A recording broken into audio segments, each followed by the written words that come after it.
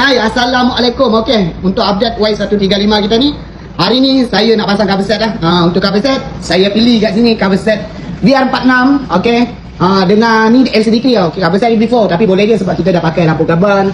Belakang saya akan kekalkan LCD tu lah, jadi dia masih lagi ada rupa B2 B3 dia. Untuk belakang cuma depan saja dah before. Okey, dan cover set. Okey, so jom korang layan dulu, kita pasang geng.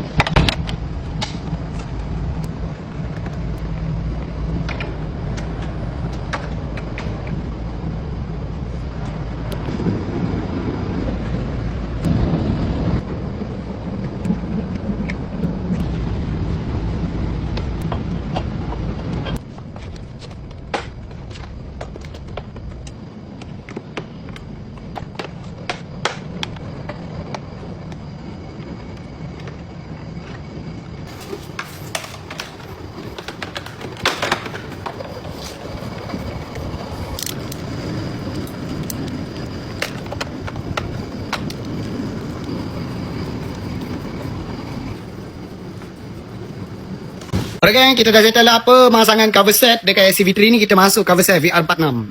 Lawa tak lawa gang. Okay, dengan pakai kepala Y15. Cuma depan ni rasa dia kena bagi rendah lagi lah, baru nampak lawa gang.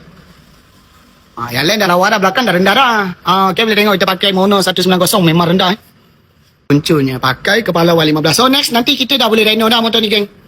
Okay, jangan lupa kasih tekan follow, like, share gang. Mantap.